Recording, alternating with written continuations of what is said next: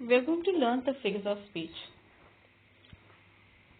A figure of speech is a figurative language, that is the language that has other meaning than its normal definition. Generally, the figure of speech is used by the poets in order to give the rhythmic effect and to add to a deeper meaning to the words.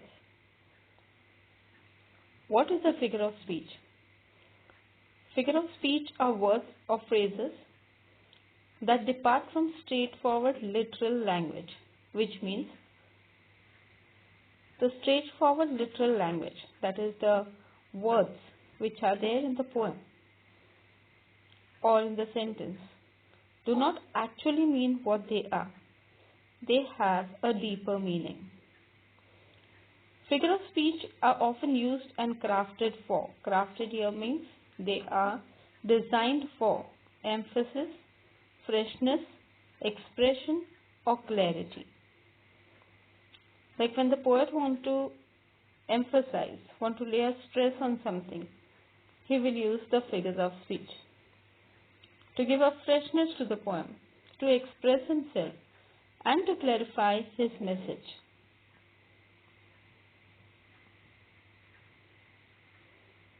Types of figures of speech: simile, metaphor, alliteration, onomatopoeia, hyperbole, personification, idiom, oxymoron, palindrome.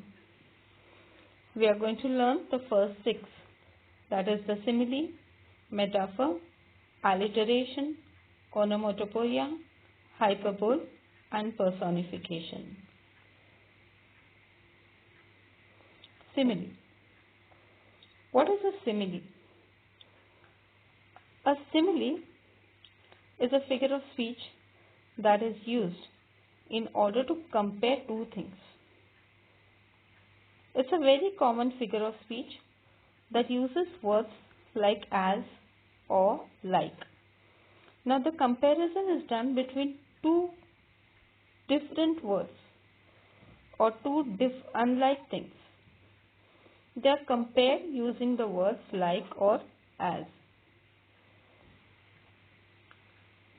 These two things are not related in any way by the definition.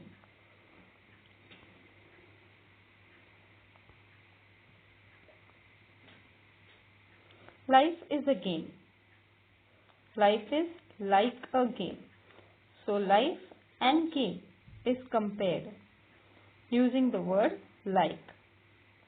You are as pretty as a picture. You, that is the girl, is compared to a picture, to be pretty as the picture. So you have the word like and as.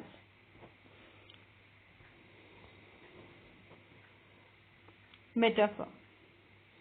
Metaphor is the comparison of two unlike things or expression, sometimes using the word to be. Like the simile, it is also a comparison of two things, two unlike things, but we do not use the words as or like. This is also one of the common figures of speech. That is, they use the words in a manner other than their literal meaning. However, metaphors are figurative language to make comparison of unrelated things. For example, we use the words to be, am, is, are, was, were. In a metaphor, life is a game. This is how the sentence is used. In simile, it was life is like a game. Two unlike things were compared using the word like. In metaphor, life is directly compared to a game. You are a tulip. This line comes from a meditation for his mistress by Robert Herrick. You are a tulip. You, you are a tulip, which means you are beautiful as a tulip flower. So the person's beauty is compared to the tulip. Alliteration. Alliteration, one of the easiest figures of speech one can identify. Alliteration is the repetition of initial consonants of the neighboring words. Initial consonants of the neighboring words. That means two or more words will begin with the same sound of the consonant. Such figure of speech is called as the alliteration. Sally sells seashells by the seashore. In this example, you can see the sound of S is repeated to give a poetic effect. Sally sells seashells by the seashore. The sound of S is repeated, and you can see all the neighboring words begin with the same consonant sound.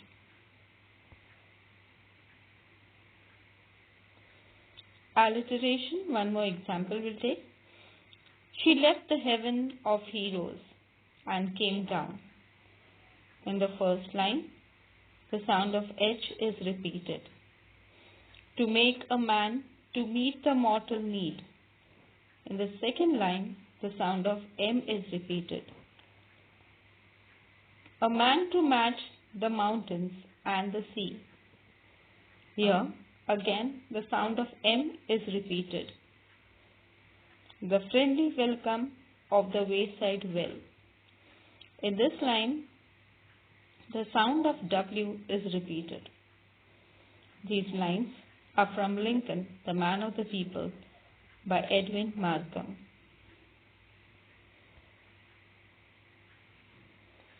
Onomatopoeia. The first definition by us is always that it is a figure of speech difficult to pronounce. And here is what matches with this definition. That is to make a sound of these words. Onomatopoeia, figures of speech. How to pronounce this? Onomatopoeia. An onomatopoeia is a word that imitates the sound it represents. Onomatopoeia is a word that imitates the sound it represents. So when the sentence or when a line has a sound mentioned in it, the figure of speech is onomatopoeia. The chiming of the bells. The bells were chiming. So the chiming is a sound made by the bells.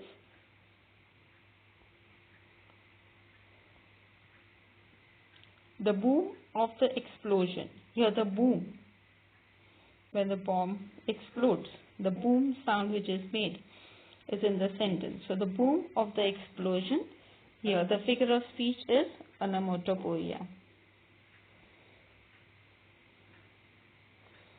Tinkling sleigh bells, clanging fire bells. How are the sleigh bells? Tinkling, that is the sound made by them. Clanging fire bells. The fire bells in the fire brigade, the sound that they make is called clanging. Mellow chiming wedding bells. Tolling, moaning and groaning funeral bells. So the various bells that they make sound. Sleighing bells will tinkle, fire bells will clang, wedding bells will chime, and funeral bells will toll, moan and groan. So these are the sounds that are made by the bells. So any sound that is mentioned in the line, it is an onomatopoeia.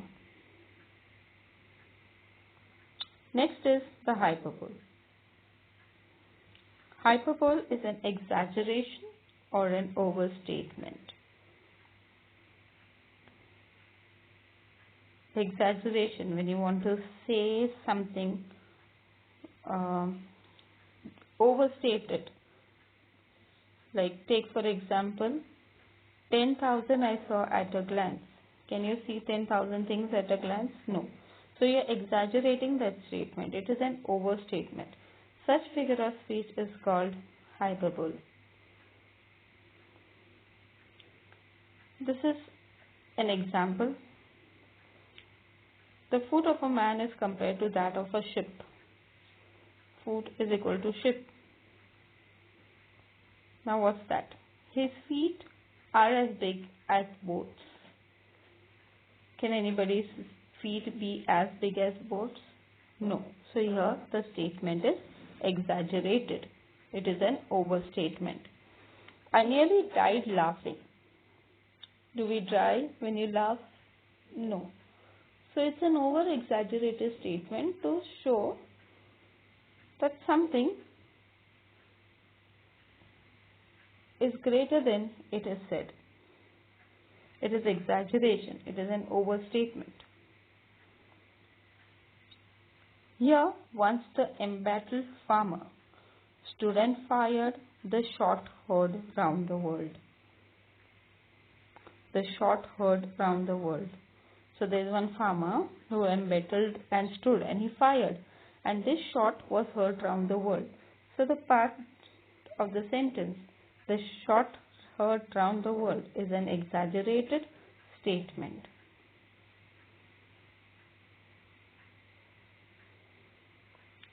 Personification.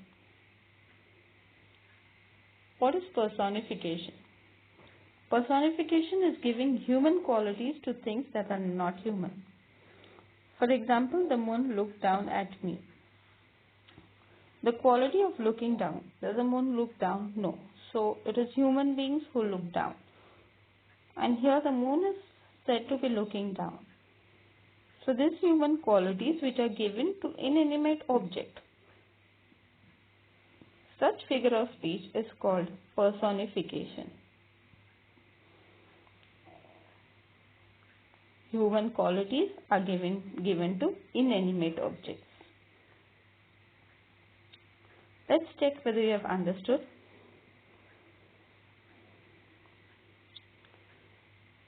He clattered and clanged as he washed the dishes. Clattered and clanged as he washed the dishes. What figure of speech is it? If you have answered onomatopoeia, then it is correct. Because clattering and clanged is the sound made by the dishes.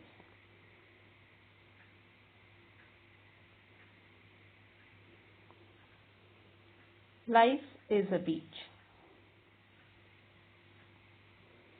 Life is a beach. Here's the correct answer. Metaphor.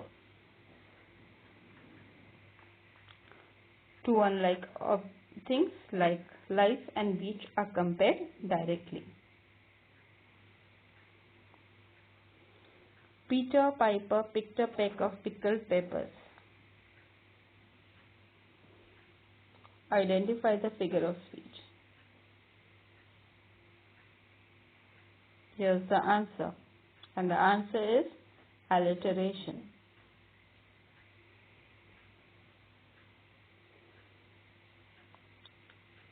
The river falls under us like a trap door. The river falls under us like a trap door.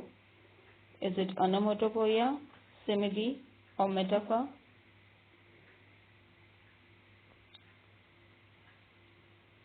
The answer is simile.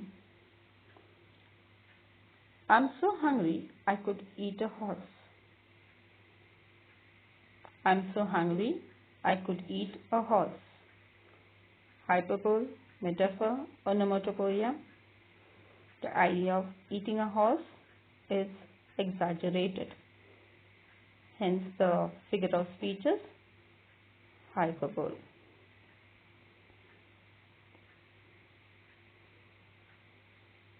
Don't delay dawn's disarming display.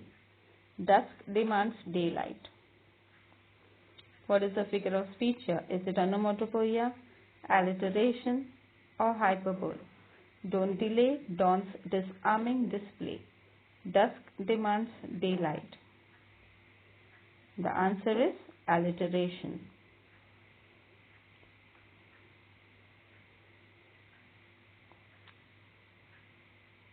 I have heard that joke a billion times, but it still cracks me up.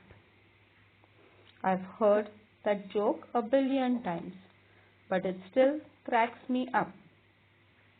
Is it simile or metaphor or hyperbole? For those answered simile, it's wrong. And those answered hyperbole is the correct answer.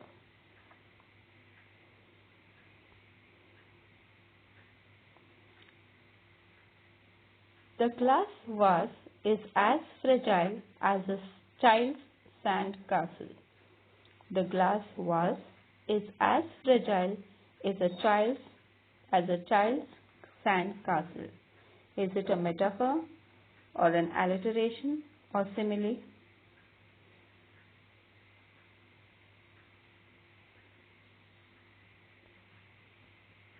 The answer is simile.